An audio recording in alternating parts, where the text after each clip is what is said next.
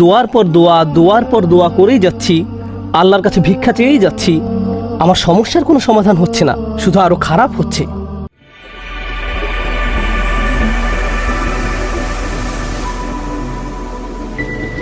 আজকের খুতবা কোরআনে বারবার উল্লেখ করা হয়েছে এমন বিশেষ একজনের জন্য নিবেদিত, আর তিনি হলেন মরিয়ম সালামুন আলাইহা।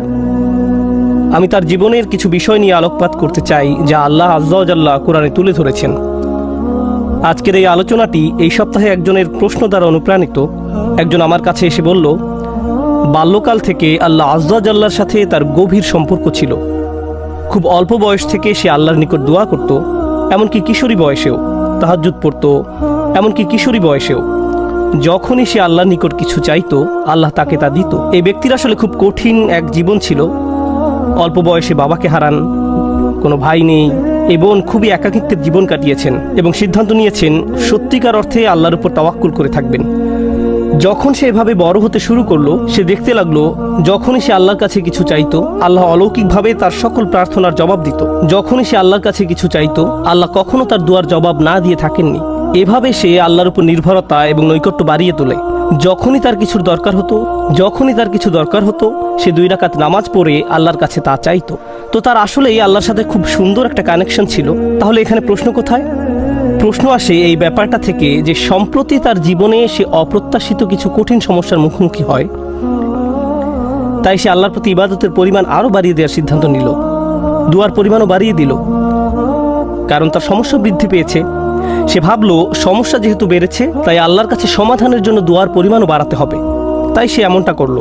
সে এত বেশি নামাজ পড়লো, এত বেশি পরিমাণে রোজা রাখলো যে জীবনে কখনো এত রোজা রাখেনি। আল্লাহর কাছে কাকুতি মিনতি করত, কান্নাকাটি করত, যেভাবে সে পূর্বে কখনো করেনি। কিন্তু সমস্যা আরো খারাপ হতে থাকলো, পরিস্থিতির কোনো উন্নতি হচ্ছে না। তখন সে মনে মনে ভাবতে লাগলো, মনে হয় আল্লাহ আমার উপর খুশি নয়, কারণ আগে আমি দোয়া করতাম আর সব দোয়ার উত্তর পেতাম। আমার আগে তো এই সমস্যা ছিল না। যখনই আমার কিছু দরকার হতো, আল্লাহর দিকে ফিরতাম আর আল্লাহ আমার সমস্যার সমাধান করে দিতেন। কিন্তু এখন আমি দোয়ার পর দোয়া করেই যাচ্ছি, আল্লাহর কাছে ভিক্ষা চেয়েই যাচ্ছি। আমার সমস্যার কোনো সমাধান হচ্ছে না, শুধু আরো খারাপ হচ্ছে। এর কারণ কি হতে পারে? তার মাথায় এই ধারণা ঘুরতে থাকলো, নিশ্চয়ই আমি ভুল কিছু করেছি। আল্লাহ আর আমার দোয়ার জবাব দিচ্ছেন না, কারণ কোনো কারণে আমি অযোগ্য হয়ে পড়েছি। আল্লাহর ভালো মানুষের তালিকায় আমি আর নেই। আমি এই খুতবা দেওয়ার সিদ্ধান্ত নিয়েছি কারণ সমাজে এই ধরনের চিন্তা খুবই কমন, যা একজন মানুষের মাথা নষ্ট করে দিতে পারে। আমরা দোয়া করি আর আমরা আশা করতে থাকি আল্লাহ আজ্জা ওয়া জাল্লা আমাদের একটা উত্তর দিবেন, আল্লাহ আমাদের সমস্যা সমাধান করে দিবেন। মূলত 2 ধরনের দোয়া আছে আমাদের অধিকাংশের জন্য। আমি এমন দোয়া সম্পর্কে কথা বলছি যা আমরা নিজেদের জন্য করি। এক প্রকার দোয়া হলো আমরা আমাদের বর্তমান সমস্যা সমাধানের জন্য দোয়া করি। আমাদের সমস্যা আছে, কিছু পরিস্থিতিতে আটকা পড়ে গেছি, আমরা চাই আল্লাহ আমাদের আরো খারাপ কোনো সমস্যায় পড়ে যাওয়া থেকে রক্ষা করুন, আমাদের ভালো যা আছে তা যেন তিনি রক্ষা করেন, ইত্যাদি। আর অবশ্যই আমরা আমাদের ভবিষ্যতের জন্য দোয়া করি, আমরা নিজেদের জন্য দোয়া করি, সন্তানদের জন্য দোয়া করি, এখন সবকিছু ভালো আছে, ইয়া আল্লাহ এভাবেই যেন থাকে। এই ধরনের দোয়াগুলো আমরা নিজেদের জন্য করে থাকি। যে বিষয়টির উপর আজ গুরুত্ব আরোপ করতে চাই, আগের একটি খুতবা এটা নিয়ে আমি কথা বলেছিলাম, কিন্তু আজকের খুতবাটি কিছুটা ব্যতিক্রম। এই জন্যই আমি মরিয়ম সালামুন আলাইহাকে বাছাই করেছি। শুরুতে সবাইকে একটা ব্যাপার স্মরণ করিয়ে দিতে চাই, আপনার দুয়ার উত্তর তাৎক্ষণিকভাবে পাওয়া যাক বা না যাক, এর সাথে আল্লাহ আপনার উপর সন্তুষ্ট আছেন কিনা তার কোনো সম্পর্ক নেই। এর কোনো সম্পর্ক নেই তার সাথে। এই দুইটার মাঝে কোনো সংযোগ নেই। আর যদি কোনো সংযোগ থাকতো তাও আপনি জানতেন না। কারণটা কি? আপনারা জানেন, আমরা সবাই জানি নূহ আলাইহিস সালামের কথা, যিনি খুবই স্নেহময়ী পিতা ছিলেন। তিনি দাওয়াত দিয়েছেন 950 বছর যাবত। কল্পনা করতে পারেন? আপনাদের কি মনে হয় তিনি তার সন্তানের জন্য দোয়া করেছেন?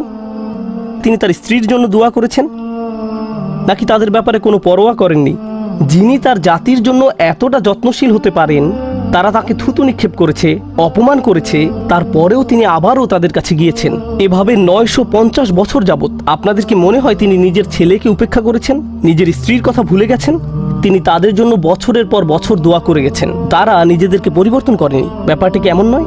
তিনি কি নিজেকে এভাবে দোষ দিয়েছেন যে মনে হয় আমার দাওয়াতটা ঠিকমতো হয়নি? তো আমার আর দোয়ার প্রতি কোনো গুরুত্ব দিচ্ছেন না।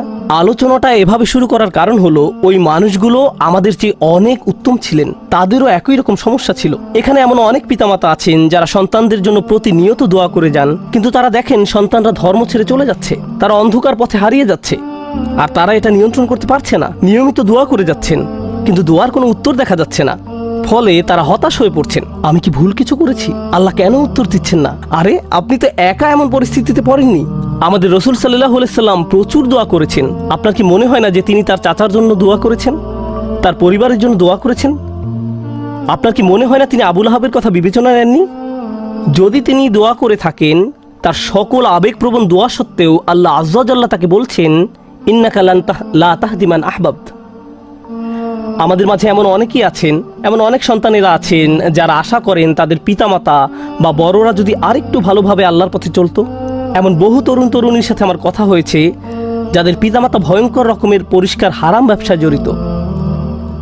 সন্তানেরা, তাদের ছেলেমেয়েরা তাদের বলছে, প্লিজ এই ব্যবসা থেকে বের হয়ে আসেন, আমি আপনাদের উপর নির্ভরশীল, আর আমি তো এই মুহূর্তে আমার পরিবারের জন্য আয় করার অবস্থানে নেই, কিন্তু আপনারা যা করছেন তা ভুল। তখন সন্তানদের বলা হয়, তোমরা পিতামাতাকে অসম্মান করছো, তোমাদের তো পিতামাতার সাথে তর্ক করা উচিত নয়। এই ক্ষেত্রে ব্যাপারটা সম্পূর্ণ উল্টো, যে সন্তানেরা পিতামাতার হেদায়েতের জন্য দোয়া করছেন কিন্তু পরিস্থিতির কোনো উন্নতি হচ্ছে না। এর বাহিরেও কারো হয়তো ভয়ঙ্কর অসুস্থতা দেখা দিতে পারে, স্বাস্থ্য সংক্রান্ত চরম দুর্দশাও আসতে পারে, অথবা চাকরি খুঁজে পাচ্ছেন না, অর্থনৈতিক সমস্যায় আক্রান্ত, আর আপনি আল্লাহর কাছে দোয়া করে যাচ্ছেন, মনে মনে বলছেন, আমি তো গত বছর ইতিকাফও করেছি, আমি দোয়া করেই গেছি, সারা রাত সিজদায় পড়েছিলাম, এরপরেও আমার সমস্যা রয়ে গেছে, এরপরেও কোনো সমাধান আসেনি। সবার আগে আমি আপনাদের সবাইকে মনে করিয়ে দিতে চাই যে নবীরা, তাদের সকলেই আমাদের বহুকাল পূর্বে যারা এসেছিলেন, আল্লাহ অনবরত তাদের দোয়ার কথা কোরআনে উল্লেখ করেছেন, তাদের সমস্যাগুলোর কথাও কোরআনে বারবার উল্লেখ করেছেন। আপনাদের কি মনে হয় না ইয়াকুব আলাইহিস সালাম, যিনি 12 জন সন্তানের পিতা ছিলেন, তিনি তার সব সন্তানের জন্য দোয়া করেছেন?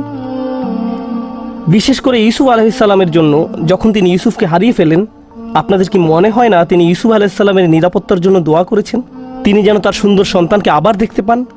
আমরা জানি তিনি এত বেশি কেঁদেছিলেন যে দৃষ্টিশক্তি হারিয়ে ফেলেছিলেন, অবিয়াদ্দাত আইনাহু, এবং দুঃখে তার চক্ষুদয় সাদা হয়ে গেল। তার এত বছরের দোয়ার কোনো উত্তর পাওয়া গেল না, কিন্তু পরিশেষে উত্তর পাওয়া গেল। আপনাদের কি মনে হয় না যখন মুসা আলাইহিস সালামের মা নিজ ছেলেকে পানিতে ভাসিয়ে দেন, আর দেখতে পাচ্ছেন যে স্রোতের টানে বাক্সটি হারিয়ে যাচ্ছে, বাক্সটি যে কোনো সময় উল্টে যেতে পারে, আর কিভাবে জানেন যে বাক্সটি ওয়াটারপ্রুফ, পানি প্রবেশ করবে না? কিভাবে জানবেন যে এটি পাথরে আঘাত পেয়ে ভেঙে যাবে না? আপনি নদীতে ফেলে দিচ্ছেন একটি বাচ্চাকে, নদীতে। আপনাদের কি মনে হয় না যে মুসার মা আল্লাহর কাছে দোয়া করেছেন? এই দুই দোয়ার ক্ষেত্রে পার্থক্যটা লক্ষ্য করুন। মুসা আলাইহিস সালামের মায়ের ক্ষেত্রে তিনি আল্লাহর কাছে দোয়া করেন, তিনি তার ছেলের সাথে আবার একত্রিত হন ঠিক কয়েক ঘন্টা পর। বাচ্চার পরবর্তী খাওয়ার সময় হওয়ার মধ্যেই সে আবার তার মায়ের দেখা পায়।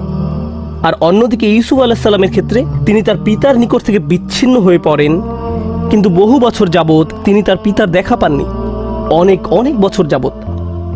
আমরা জীবনে সমস্যার মুখোমুখি হব, আর আল্লাহর কাছে দোয়া করার সাথে সাথেই আমাদের সমস্যার সমাধান হয়ে যাবে না। দোয়ার বাস্তবতা বোঝার চেষ্টা করুন। দোয়ার উদ্দেশ্য কি? আমরা প্রায় দোয়াকে তলাবের সাথে গুলিয়ে ফেলি। আরবিতে তলাব মানে কোনো কিছু তালাশ করা, কোনো কিছু দাবি করা, আর দোয়ার আক্ষরিক অর্থ হলো ডাকা, এটাই এর অর্থ। দাআতুকুম মানে আমি তোমাকে ডেকেছি, আমন্ত্রণ জানিয়েছি, এটা হলো দোয়া। আমরা যখন আল্লাহর কাছে দোয়া করি, মাঝে মাঝে আমরা ওই দোয়ার মাধ্যমে আল্লাহর কাছে দাবি জানাচ্ছি, এটা সত্য, আমরা অনুরোধ জানাচ্ছি, কিন্তু আমাদেরকে এই ব্যাপারটা ভুলে গেলে চলবে না যে দিন শেষে আমাদের সব অনুরোধ, সেগুলো হলো আল্লাহর একজন বিনম্র দাস আল্লাহর দিকে ফিরে নিজের সমস্যার সমাধান ভিক্ষা চাচ্ছে। কি সেগুলো? আপনার সমস্যার সমাধান হওয়ার চেয়েও আপনি যে আল্লাহর সাথে যোগাযোগ করছেন, এটাই এখানে সবচেয়ে মূল্যবান বিষয়, এটাই দিন শেষে মূল লক্ষ্য। আপনি যে আল্লাহর সাথে কথাবার্তা যুক্ত হয়েছেন, এটাই দিন শেষে মূল লক্ষ্য।